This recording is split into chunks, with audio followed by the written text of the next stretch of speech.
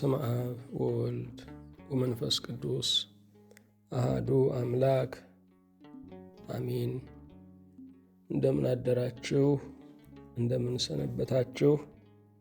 ምሕረቱ ብዙ የሚሆን በቸርነቱ ይህንን ጊዜ የሰጠን የጸጋ ሁሉ አምላክ እግዚአብሔር ስሙ የተመሰገነ ይሁን። በእግዚአብሔር ቸርነት የትምህርታችን ርዕስ የታዋቂነት ፈተና የሚል ነው። አንደኛ ሳሙኤል ምዕራፍ 18 ከቁጥር 6 ጀምሮ ያለውን በጸሎት መንፈስ ሆነን እናነባለን። እንዲህም ሆነ፣ ዳዊት ፍልስጤማዊውን ገድሎ በተመለሰ ጊዜ እየዘመሩና እየዘፈኑ እልልም እያሉ ከበሮና አታሞ ይዘው ንጉሡን ሳኦልን ሊቀበሉ ሴቶች ከእስራኤል ከተሞች ሁሉ ወጡ። ሴቶችም ሳኦል 1000 ዳዊትም 1000 ገደለ እያሉ እየተቀባበሉ ይዘፍኑ ነበር። ሳኦልም እጅግ ተቆጣ፣ ይህም ነገር አስከፋው። እርሱም ለዳዊት 1000 ሰጡት፣ ለእኔ ግን 1000 ብቻ ሰጡኝ። ከመንግሥት በቀር ምን ቀረበት አለ። ከዚያም ቀን ጀምሮ ሳኦል ዳዊትን ተመቅኝቶ ተመለከተው። ሁሉን የያዘ ሁሉን የምትገዛ አሐዜ ኩሉ ዓለም እግዚአብሔር እናመሰግንሃለን። ቸርነትህን ምሕረትህንም በእኛ ላይ እያገነንክ በመውጣት በመግባታችን በመተኛት በመንቃታችን ሁሉ ከእኛ ያልተለየህ እግዚአብሔር ልባዊ ምስጋና እናቀርብልሃለን።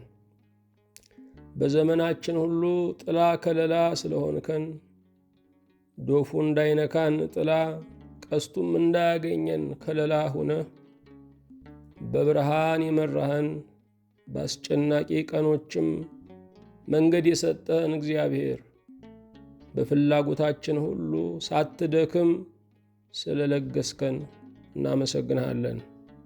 የሁሉ አምላክ እግዚአብሔር ሆይ በቸርነትህ እማንችለውን በአንተ እየቻልን የማይታለፉ ቀኖችን በአንተ እያለፍን የሞትን ግርማ በስምህ እየገፈፍን ለዚህ ስለደረስን የተጠራጠርናትን ይችን ቀን ስላወረስከን መኖርም በአንተ ነውና እስትንፋሳችንም በአፍንጫችን ውሎ የሚያድረው በቸርነትህ ነውና በእውነት እናመሰግንሃለን። አንተ በጦርነት ውስጥ ሰላምን የምትሰጥ በውጊያ ውስጥም ድልን የምታቀዳጅ የሚረብሸንን ነገር ሁሉ ወስደ ረፍትንና እፎይታን የምትሰጥ እግዚአብሔር ሁሉን ስትለዋውጥ አይደክምህም አይሳንህምና በእውነተኛ ባሪያዎችህ እናመሰግንሃለን። በዚህ ዓለም ላይ የተጨነቁ የታወኩ አንተ የምታስፈልጋቸው ብዙዎች ናቸው። እጅህ ተዘርግታለች፣ መዳፍህም ሁሉን ታጠግባለች፣ ጣትህም ቁስለኛን ሁሉ ትዳስሳለች።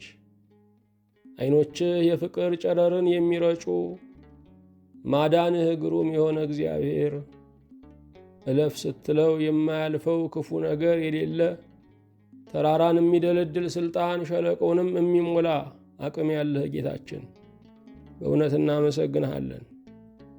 ነፋሳትን የምታዘው ሕያው እግዚአብሔር እናመሰግንሃለን። ለድል የጻፍከን ሕያው እግዚአብሔር ሆይ እናመሰግንሃለን። ከሰራዊት በላይ ሰራዊት የሆንከን እግዚአብሔር እናመሰግንሃለን። ጦር አጣፊው እግዚአብሔር ሕያው ሆይ እናመሰግንሃለን። መንግሥትህ የጸና ሕያው እግዚአብሔር እናመሰግንሃለን። የከተማው ጠባቂ ሕያው እግዚአብሔር እናመሰግንሃለን። ቤተሰሪው ሕያው እግዚአብሔር እናመሰግንሃለን። ለሚጠሩህ የምትመልስ ሕያው እግዚአብሔር እናመሰግንሃለን። የተራሮች ተራራ ሕያው እግዚአብሔር እናመሰግንሃለን። ቤት ሲፈርስ ቤት የሆንከው ሕያው እግዚአብሔር እናመሰግንሃለን። የኑሮ ዋልታ ሕያው እግዚአብሔር እናመሰግንሃለን። ገመናን ሸፋኝ ሕያው እግዚአብሔር እናመሰግንሃለን። የምስጢር ጓደኛ ሕያው እግዚአብሔር እናመሰግንሃለን። ለሚፈልጉ የምትገለጥ ሕያው እግዚአብሔር እናመሰግንሃለን። እጅህ ሁሉን የሚዳስስ ሕያው እግዚአብሔር እናመሰግንሃለን።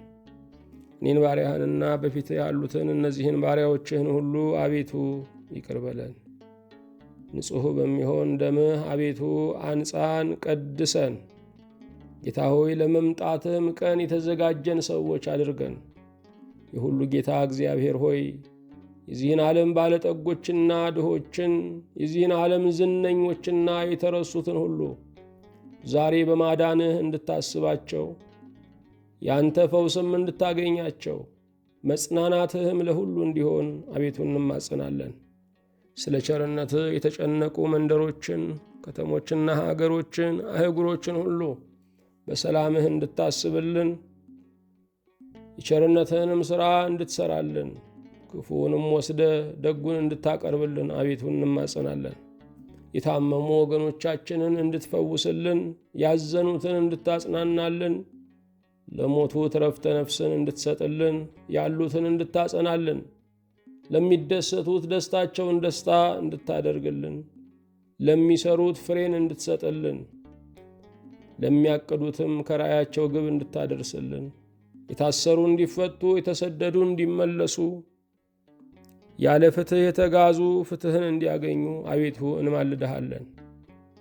በፊትህ በቆምን ጊዜ እንድናስባቸው አደራ ያሉንን ወገኖቻችንን ሁሉ በቸርነትህ እንድታስብልን፣ በረከተ አብ፣ በረከተ ወልድ፣ በረከተ መንፈስ ቅዱስንም እንድታድልልን አቤቱ እንማጸናለን። ጌታ ሆይ በበጎ የሚያስቡንን ሁሉ፣ ከእኛ ጋር የሚቆሙትን፣ በፊትህም ደግሞ ስማችንን እየጠሩ በጸሎት የሚያስቡንን ሁሉ በሰማያዊ በምድራዊ በረከትህ አቤቱ እንድትባርካቸው፣ ለሚጠሉን ሁሉ፣ ለሚቃወሙን፣ ለሚገፉን ሁሉ ማስተዋልን ምክርን እንድትሰጥልን አቤቱ እንማልድሃለን። በጌታችን በኢየሱስ ክርስቶስ በእርሱ ያለ ክብር ጽን ላንተ ይገባሃል። ከእርሱ ጋር ከመንፈስ ቅዱስም ጋር ትክክል የሚሆን ዛሬም ዘወትርም ለዘላለሙ አሜን። የእግዚአብሔር የአምላካችን ስሙ የተመሰገነ ይሁን። የትምህርታችን ርዕስ የታዋቂነት ፈተና የሚል ነው። እግዚአብሔር የሚመክር አምላክ ነው። ምክር ነገን የምናይበት መነጽር ነው። ምክር ከመንፈስ ቅዱስ የሚገኝ ነው። እግዚአብሔር በጉዳታችን ይመክረናል።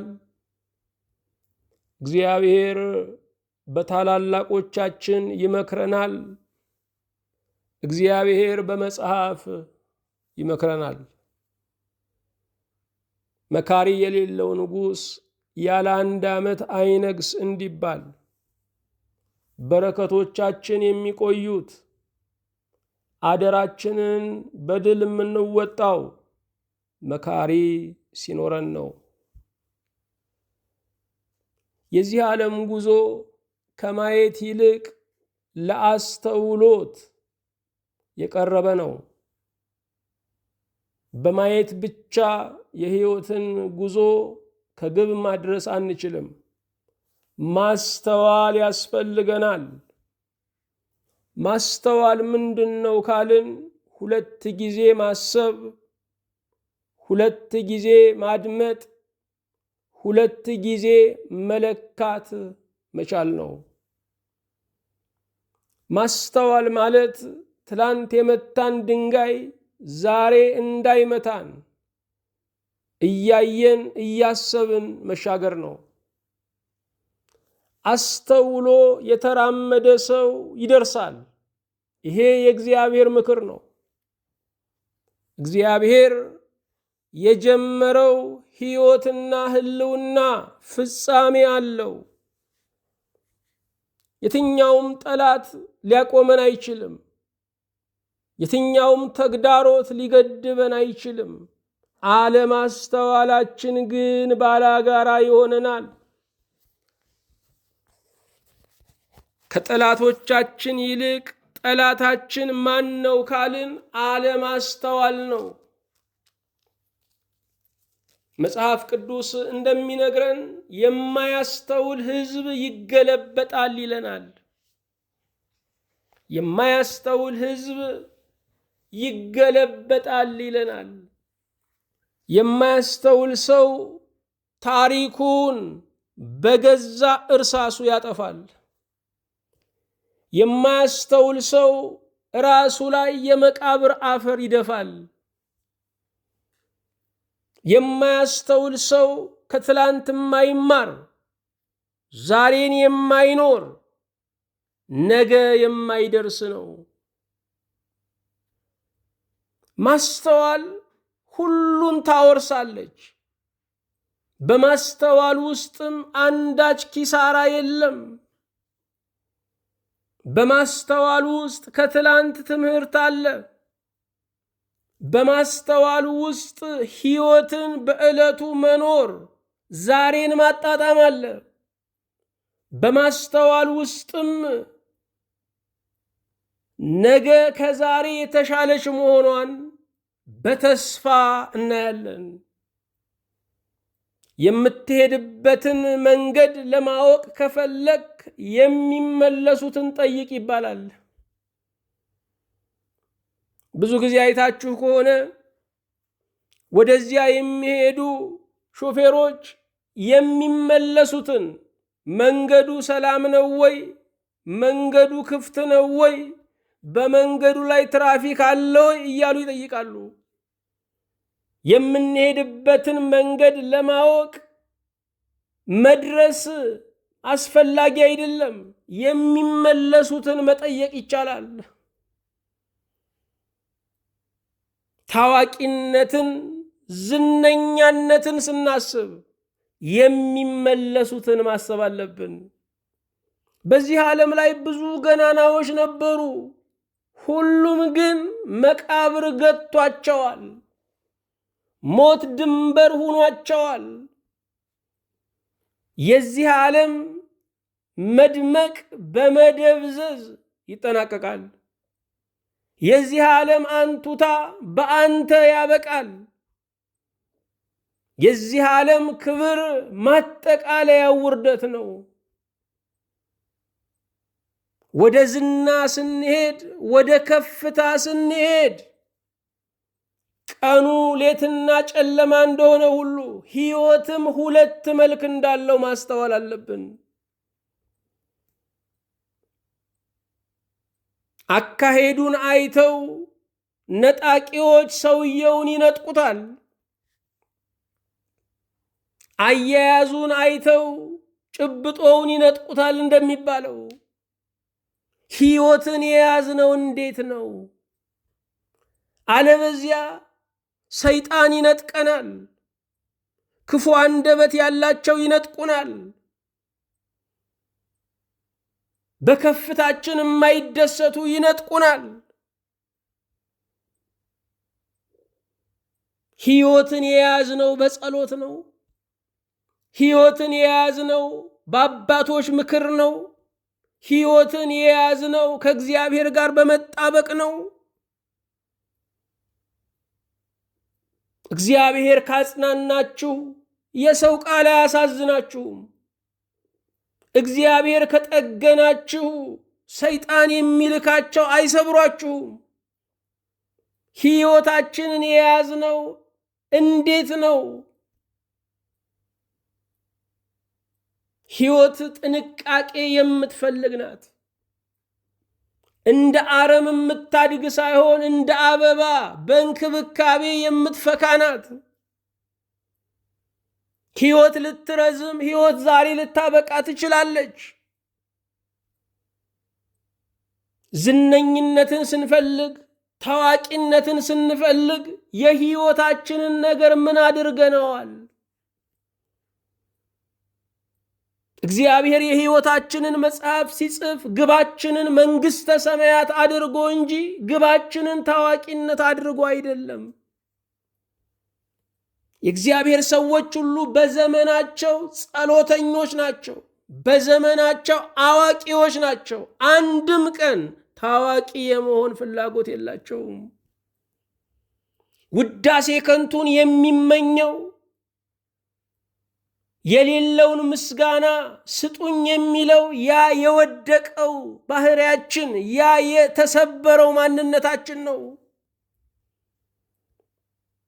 በዚህ ዓለም ላይ ብዙ መከበር፣ ብዙ መወደድ የራሱ ፍርሃት አለው። ከድሆች ይልቅ ባለጠጎች ፈሪዎች ናቸው። ከተገዢዎች ይልቅ ገዢዎች ደንባራ ናቸው። ምክንያቱም የዚህ ዓለም ከፍታው በዝቅታ የሚጠናቀቅ ነው። በዚህ ዓለም ላይ ሰዎች የሰጡንን ክብር መልሰው ሲወስዱት ይሉኝታ እንኳ የላቸውም። ሁሉን ላስደስት ማለት ሁሉን ማስከፋት ያመጣል። ብዙ ሰዎች ሁሉን ሰው የሚያስከፉት ለምንድን ነው? ሁሉን ለማስደሰት ስለሚሞክሩ ነው። ሁሉ በእግዚአብሔር አልተደሰተም። ሁሉን ለማስደሰትም አልተፈጠርንም። እግዚአብሔር የሰጠንም የጸጋ ድርሻ አይደለም። ሰዎች ላስደስታችሁ ባልናቸው ቁጥር ይበልጥ እያስከፋናቸው ይመጣሉ። ስለዚህ እግዚአብሔርን ለማስደሰት መኖር አለብን። ያን ጊዜ እግዚአብሔርን የሚወድና የሚያከብር ሰው ይደሰትብናል። በዚህ ዓለም ላይ አለሁ ያለ ሁሉ ላይገኝ በመጨረሻ የሚቀረው ልባችንና እግዚአብሔር ነው። ጦርነቱ ሲጋጋምም የገዛ ልባችን እየከዳን ይመጣል። ስለዚህ የሚቀረው ሕያው እግዚአብሔር ብቻ ነው። የገዛ ልባችን ሲከዳንም የሚቀረው እግዚአብሔር ብቻ ነው። ታዲያ ለማይቀረው ነገር መኖር አለብን እንጂ ለሚቀረው ነገር መጋደላችን ለምንድን ነው? ሰዎች እንድንመስል ይፈልጋሉ። እግዚአብሔር ግን እንድንሆን ይፈልጋል። በዚህ ዓለም ላይ መምሰል የቻሉ ተውኔቱን የቻሉ ሰዎች የትልቅነትን ቦታ ይረከባሉ። እግዚአብሔር ግን በመሆን ይገኛል። እግዚአብሔር የልብ አምላክ ነው። እግዚአብሔር የልብ አድናቂ ነው። እግዚአብሔርን ቅን ልብ ይስበዋል፣ ይማርከዋል። ዓለም ግን ልብስ ላይና ቆዳ ላይ ይቀራል። ወገኖቼ በደረጃ የወጣ ሲወርድም በደረጃ ነው። ዕለታዊ የሆኑ ማግኘቶች፣ ቅጽበታዊ የሆኑ ዝናዎች በጣም ሊያስፈሩን ይገባል። በልኩ ለመውረድም በልኩ መውጣት ተገቢ ነው። ሰዎች ያልሰራነውን ክፉ ነገር አደረጋችሁ ሲሉን እንደሚከፋን ሁሉ ያላደረግነውን ደግ ነገር አደረጋችሁ ሲሉን ሊከፋን ይገባል። የሌሎችን ክብር ወስደን ከፍ ብለን ከሆነ አንድ ቀን ደግሞ እንነጠቃለን። የሌሎች ወርቅ አያደምቀንም። ሌሎችን በማሳነስ ትልቅ መሆን አይቻልም።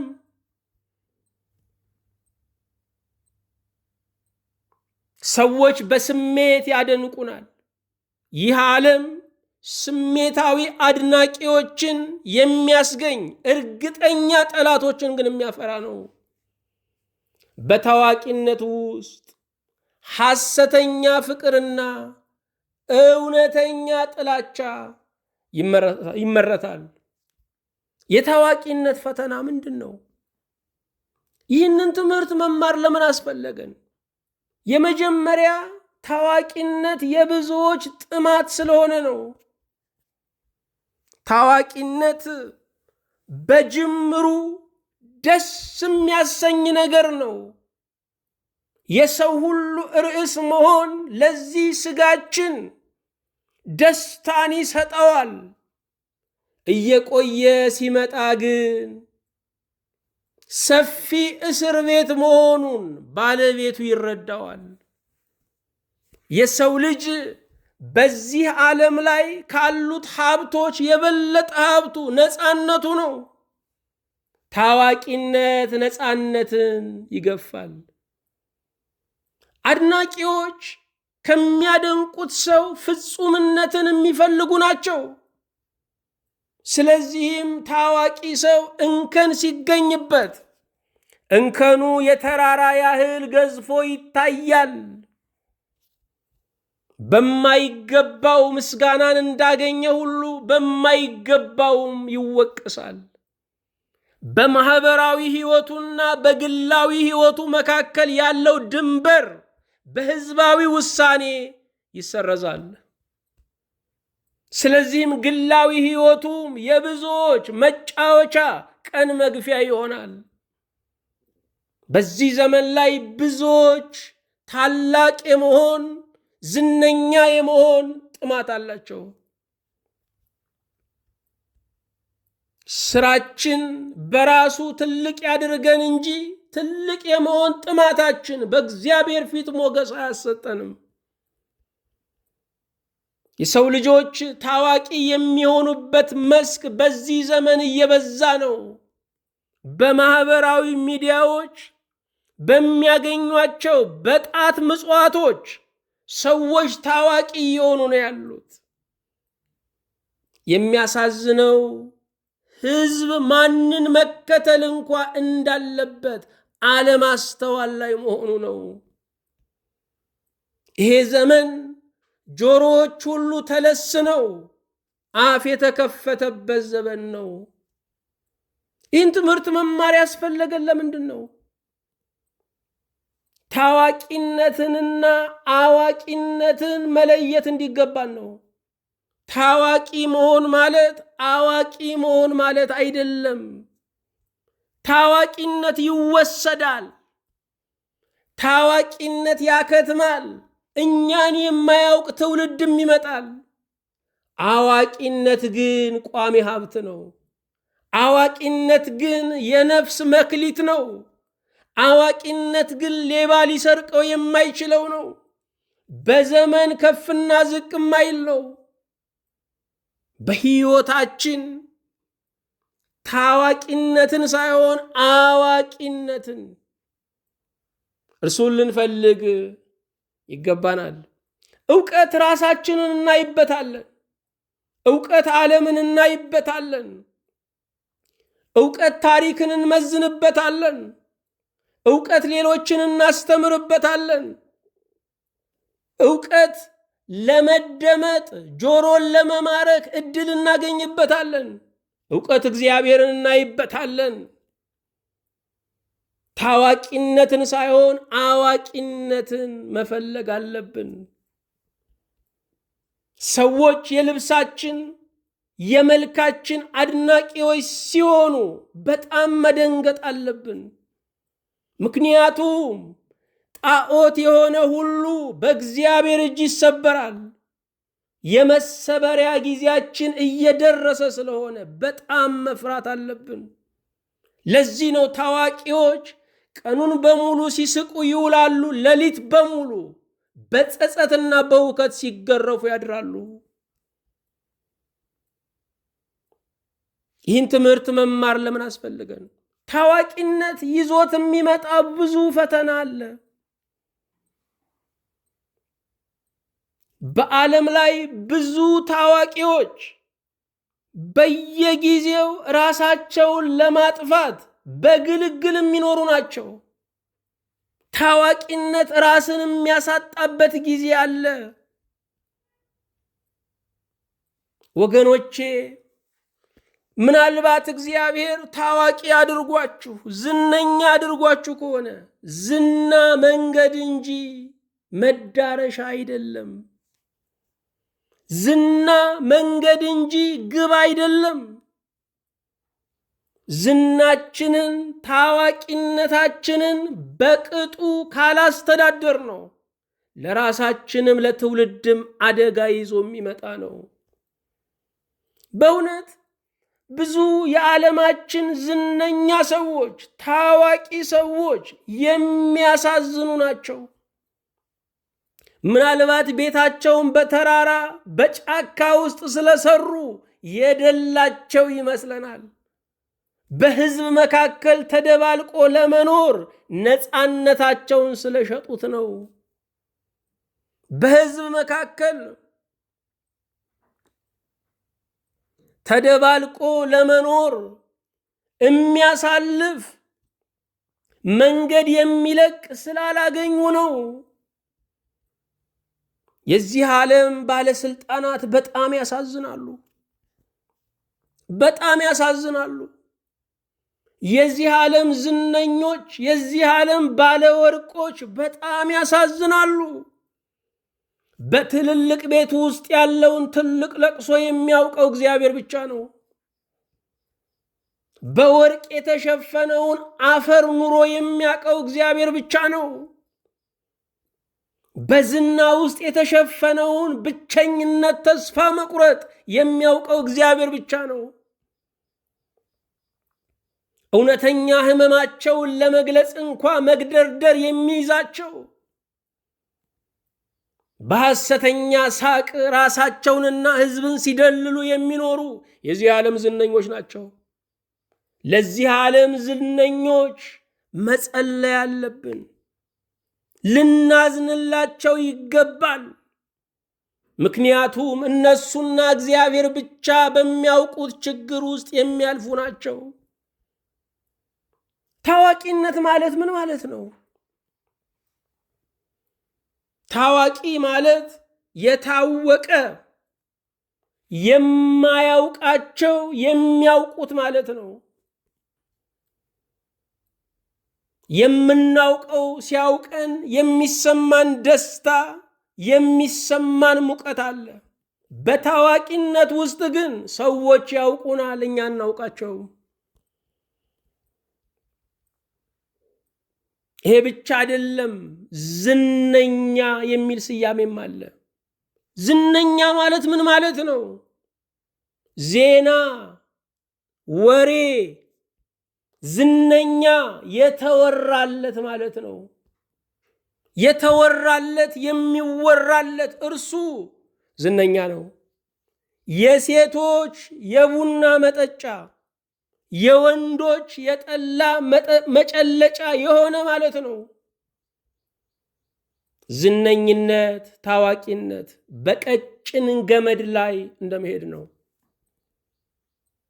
አደጋው በጣም ቅርብ ነው። አንድ መስመር በማትሞላ ንግግር፣ በትንሽ እንከን ያ ሁሉ ዝና ሊፈጠፈጥ፣ ያ ሁሉ ክብር የውርደት ካባ ሊለብስ ይችላል። ዝነኞች የዛፍ ላይ እንቅልፍ የተኙ ናቸው። ሁል ጊዜ ደንግጠው ፈርተው የሚኖሩ ናቸው። ይልቁንም ያልተማረ ማህበረሰብ ሲያደንቅም ሲያወግዝም ሁለቱም ባለማወቅ ነው። በጣም መደሰትም በጣም መከፋትም ተገቢ አይደለም።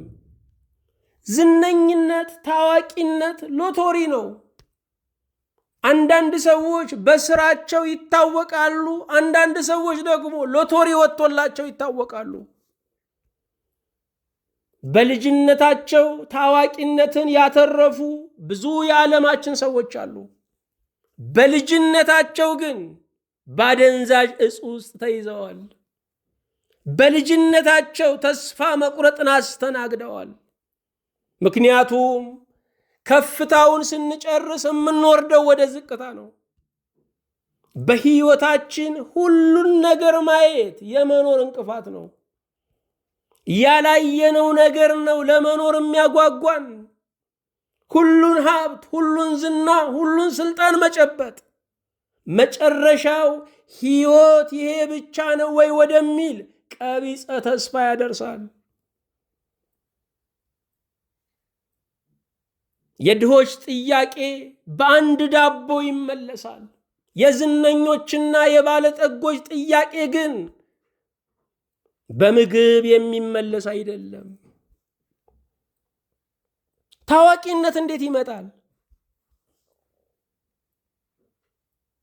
የመጀመሪያ ታዋቂነት በሰራነው በጎ ስራ ይመጣል። እንዲሁም በሰራነው ክፉ ስራ ይመጣል። በበጎ ስራቸው የምናውቃቸው የዓለማችን ትልልቅ ሰዎች አሉ። በክፉ ስራቸው የምናውቃቸው እነ ሂትለርም አሉ። በጨፍጫፊነታቸው በገዳይነታቸው የምናውቃቸው እነ ሂትለር እነ ቄሳር አሉ። ይሄ ብቻ አይደለም። ታዋቂነት በተሰራብን ክፉ ስራም ይመጣል። በተሰጠን ክፉ ስም ባስተናገድነው መከራ ታዋቂነት ይመጣል። ብዙዎች ከአደጋ ሲተርፉ ዓለም ሁሉ ያያቸዋል። በዚያ ምክንያት ታዋቂ ይሆናሉ።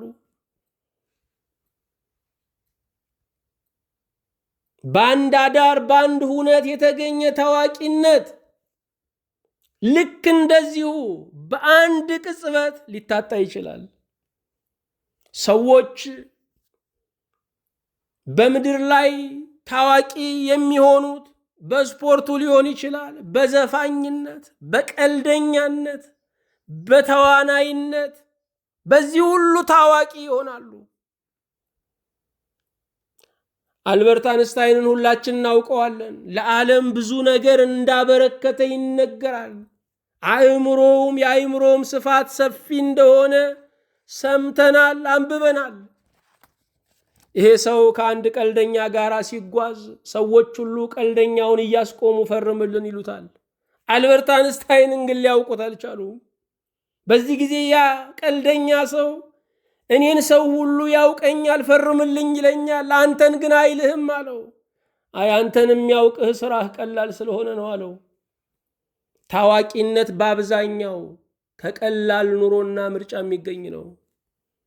ከበድ ያለውን ዕውቀት ከበድ ያለውን ጥበብ የያዙ ብዙዎች ሊረዷቸው አይችሉም። የታዋቂነት ፈተና ምንድን ነው? እነርሱን አለፍ አለፍ እያልን የምናየው። የመጀመሪያው በማያውቁን ሰዎች መናደድ ነው። ታዋቂ ሰው በሚያውቁት ሰዎች ከመደሰት ይልቅ በማያውቁት ሰዎች ይናደዳል። ምክንያቱም የሚያስበው ዓለም ሁሉ እኔን ያውቀኛል ብሎ ነው።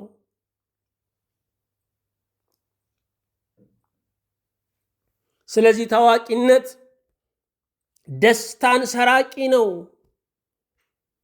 ከብዙዎች ደጋፊዎቹ በአንድ ተቃዋሚው የሚያዝን ነው፣ የሚከፋ ነው። ሁለተኛ ነፃነትን ማጣት ነው። ወገኖቼ ከብዙ ወዳጆቻችን ሳይቀር የምንለያየው እኛነታችንን ሳይሆን ነፃነታችንን ሲወዱብን ነው። የሰው ልጅ ነፃነቱን ለእናቱም ለሚስቱም ማስነካት አይፈልግም። ሰው በምድር ላይ እርሱነቱ እንጂ ነፃነቱ እንዲወደድ አይሻም። ታዋቂነት ነፃነትን ያሳጣል። ብዙ የነፃነት ትግሎች ተካሂደዋል። እስራኤል 430 ዘመን የባርነት ቀንበራቸው ተሰበረ ተብሎ እስከ ዛሬ ይተረካል፣ ይዘመራል። ነፃነት ትልቅ ዋጋ ያለው ነገር ነው። የነገስታት አስተዳደር የሚመዘንበት ነው። ታዋቂነት ነፃነትን ያሳጣል። ነፃነቱን ያጣ ሰው የደለበ ባሪያ ነው። ቢበላም ቢጠጣም ባማረ ቤት ቢያድርም የግል ደሴት ገዝቶ ቢኖርም የደለበ ባሪያ ነው። ቅንጡ በሆነ ሆቴል ውስጥ የታሰረ ነው። የድሃን ነፃነት ባለጠጎች አላገኙትም።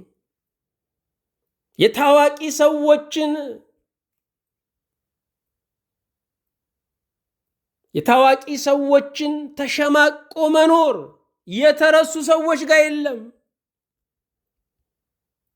ሶስተኛ የታዋቂነት ፈተና ሐሰተኛ ደስታ ነው። በታዋቂነቱ ውስጥ ሳቅ አለ፣ ደስታ ግን የለም። አለመሳቅ በራሱ የሚያስቀጣቸው ነው የሚመስላቸው። ስለዚህ በሰው ሰራሽ ደስታ እውነተኛውን ደስታ ተክተው ስለሚኖሩ ያለ ጊዜያቸው ይደክማሉ። በዚህ ዓለም ላይ የውሸት ሳቅ እንደ መሳቅ የሚያደክም ነገር የለም። እግዚአብሔር የጠራን ለልባዊ ደስታ በመንፈስ ቅዱስ ለሚገኝ ሐሴት ነው። ወደ እግዚአብሔር መጠጋት የሚረዳን ከሐሰተኛ ደስታ ለመላቀቅም ነው። ሐሰተኛ ደስታ ከእርግጠኛ ሐዘን በላይ ይጎዳል። ሰው ካለቀሰ በኋላ የለቅሶ ድንበሩ ሳቅ ነው። ሐሰተኛ ደስታ ግን እውነተኛ ደስታም እውነተኛም ሐዘን የሌለው እየተንቀዋለሉ የሚኖሩበት ነው። አራተኛ የታዋቂነት ፈተና ጭንቀት ነው። ጭንቀት ሁሉን ነገር አግዝፎ የሚያሳይ፣ ጭንቀት በግምት የሚያሰቃይ፣ ጭንቀት የሌለ ነገር ግን ያለ ህመም የሚያመጣ ነው። ብዙ የሚያስጨንቃችሁ ነገር የለም። ብዙ የሚያስጨንቃችሁ ነገር ተጨባጭ ተዳሳሽ አይደለም። ሰይጣን የሚከፍትልን ፊልም ነው ጭንቀት ማለት። ሆንኩኝ ሳይሆን ልሆን እችላለሁ የሚል ስጋት ነው ጭንቀት። ታዋቂ ሰዎች በጭንቀት ውስጥ ያልፋሉ። ከዛ ለማምለጥ የተለያዩ ጎጂ ነገሮች፣ ዕድሜ የሚያሳጥሩ ነገሮችን ይጠቀማሉ። እኛ የደላቸው ነው የሚመስለን። ናፖሊዮንን ሁላችን እናውቀዋለን። ጭስ የማይታይበት ቃጠሎ ይሏችኋል፣ የዚህ ዓለም ክብር ነው ብሏል። ቃጠሎ ሁሉ ጭስ አለው። ጭስ የማይታይበት ቃጠሎ የዚህ ዓለም ክብር ነው። አባቶቻችን ዓለምን ንቀው የመነኑት፣ ዘውድ አስቀምጠውና አፄ ካሌብ የመነኑት ዓለም ከንቱ መሆኗን ስለተረዱ ነው። አምስተኛ ብቸኝነት። ብቸኝነት የታዋቂዎች ፈተና ነው። በታዋቂዎች ዙሪያ ሰዎች አሉ፣ ግን ሰዎች የሉ። ብዙ ሺህ ህዝብ በዙሪያቸው አለ፣ ሚሊዮኖች ያጨበጭቡላቸዋል፣ ግን በብቸኝነት ይሰቃያሉ።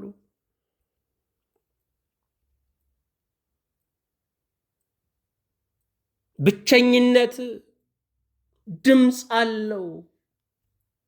ብቸኝነት ድምፅ አልባ ነው የሚመስለን።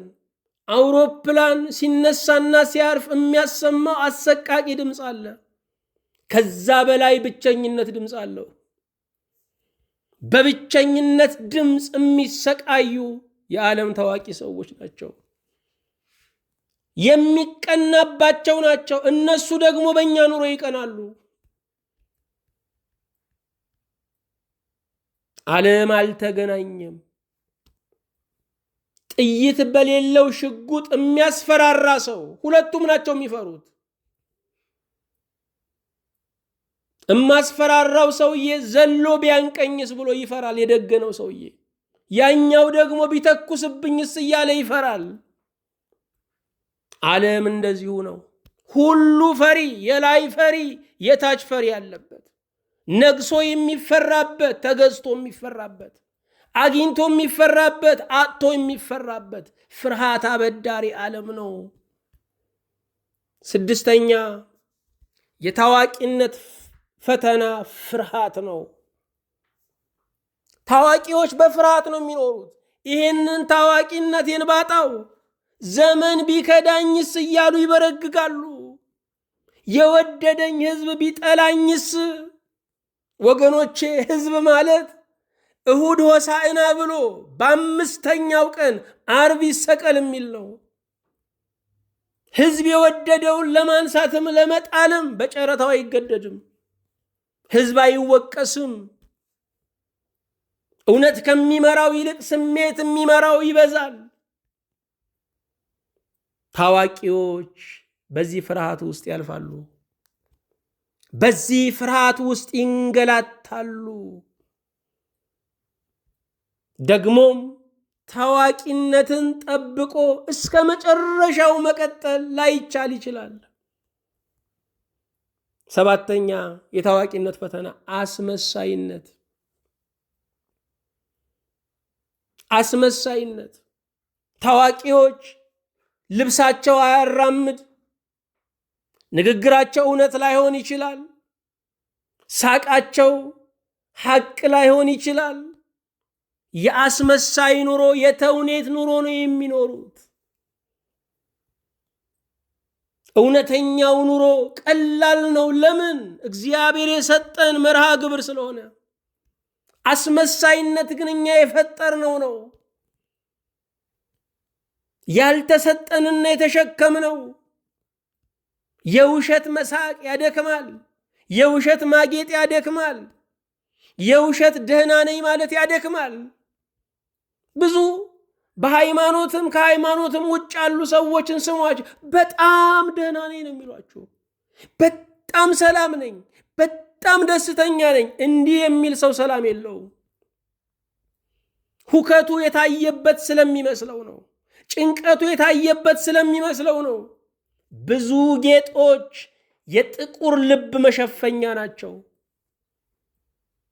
ብዙ ማማሮች፣ ብዙ ማጌጦች የፈራረሰውን ቤት መሸፈኛ ናቸው።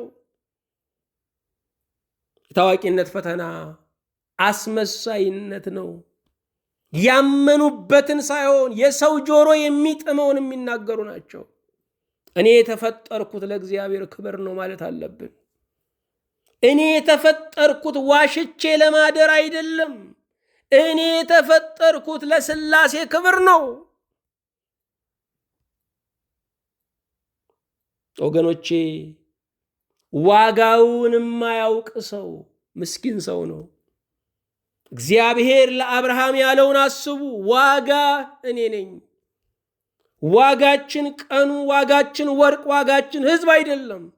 ዋጋችን እግዚአብሔር ነው። ዋጋውን የሚያውቅ ሰው ሁል ጊዜ ከፍ እንዳለ ነው የሚኖረው። ዋጋችንን ሲያውቁልን አይደለም ደስታችን፣ ስናውቀው ነው እርካታችን። የኔ ዋጋ በቀራንዮ አደባባይ የፈሰሰው የክርስቶስ ደም ነው። ደሙ ነው ዋጋዬ። በአርአያ ሥላሴ መፈጠሬ ነው ዋጋዬ። በእግዚአብሔር ላልጠላ መወደዴ ነው ዋጋዬ። ይህን ማወቅ አለብን።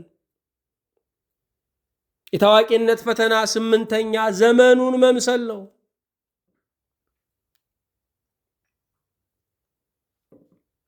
ብዙ ታዋቂ ሰዎች ሁሉም ላይሆኑ ይችላሉ። ቀዳማዊ ኃይለ ሥላሴን አምላክ ለማለት ሩብ ጉዳይ እየቀራቸው ነበሩ። በማግስቱ ንጉሱ ሲወርዱ ሌባ ብለው ሰድበው ያሰደቡ እነሱ ናቸው። ለአብዮት የዘመሩ እንደገና ኢህአዴግ ሲገባ ደግሞ የጎሳ አቀንቃኝ የሆኑት እነዚሁ ሰዎች ናቸው። የወገኖች መገለባበጥም ይደክማል። የሰው ልጅ ለራሱ ክብር ሊኖረው ይገባል። የሰው ክብሩ ሱፉ አይደለም። የሰው ክብሩ ከረባቱ አይደለም። የሰው ክብሩ ካባው አይደለም። ሁላችን የምንሰማው የምናየው ነው። ትላንትና የሚገዙ ሰዎች ጋር አብሮ ለመብላት የኔ ዘር የኔ ትውልድ ይሄ ነው ያሉ ሰዎች ዛሬ ደግሞ እኔ ከዚህ ነው የተወለድኩት የሚሉ ሰዎች አሉ። አንድ ሰው ስንቴ ይወለዳል? ለነገሩ ሆዳም ሰው እንደተወለደ ነው የሚኖረው፣ አያድግም።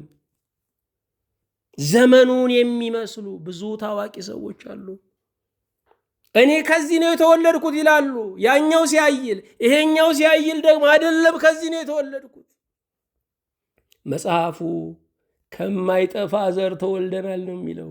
ከሥላሴ መወለድ ያረካል እንጂ ከአፍሪካ ከአውሮፓ መወለድ አያስደስትም። የሚያስደስተው ከሚጠፋው ዘር ሳይሆን መቃብር ከሚገታው ዘር ሳይሆን ከማይጠፋው ዘር ከእግዚአብሔር መወለድ ነው። ወገኖቼ ዘመኑን አትምሰሉ፣ ክርስቶስን ምሰሉ። ክርስቶስን የመምሰል ትምህርት ላለመዋዠቅ ይረዳል።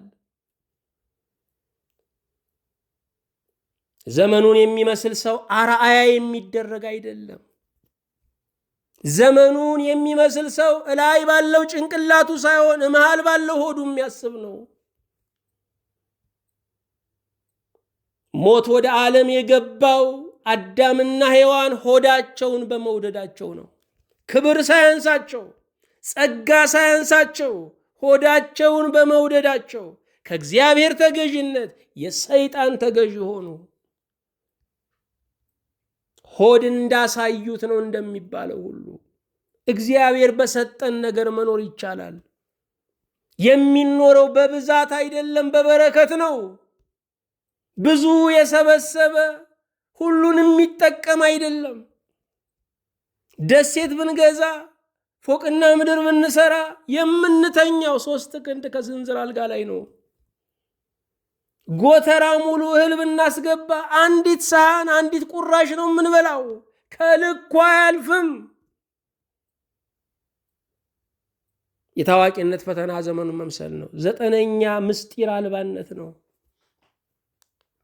ብዙ ታዋቂ ሰዎች ምስጢራቸው አደባባይ ነው።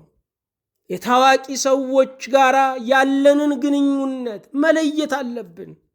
ከግል ኑሯቸው ጋር ምንም ግንኙነት የለንም። ከሙያቸው ጋር ግንኙነት ይኖረናል።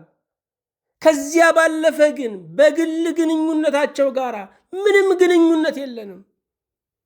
አላዋቂ ከሆንን ድንበራችንን አናውቅም። የሚመሩንን ሰዎች መውቀስ ያለብን ባስተዳደራቸው ነው። ከዛ ባሻገር ባለው በትዳራቸው፣ በወላጆቻቸው፣ በዘራቸው፣ በቋንቋቸው መውቀስና መክሰስ ፍጹም ነውር ነው። የሚያገናኝን አስተዳደራቸው ብቻ ነው። የምታውቁት ነው ወገኖች። ምንም የግል ኑሮ የሌለበት ሀገር ላይ ነው ያለ ነው። ሁሉ ሰው ይመለከተኛል ነው የሚለው። ሰው ጎጆ ውስጥ ነው የሚውለው። እማትፈቱት ነገር ላይ አትዋሉ። እማትለውጡት ነገር ላይ ግብ ግብ አትፍጠሩ። የራሳችሁን ኑሮ በቅጡ ከኖራችሁ በጣም ጎበዝ ናችሁ። የማንም ምስጢር ቀኑን መግፊያ አይሆናችሁ። መጽሐፍ አንብቡ። የነገ መንገዳችሁን በእውቀት አጥሩት። ታዋቂ ሰዎች ምስጢር አልባዎች ናቸው። ትዳራቸው አደባባይ ወጥቶ መወያያ ይሆናል። ፍጹም ነውር ነው። የሰው ልጅ ማህበራዊ ህይወት፣ ግላዊ ህይወት አለው።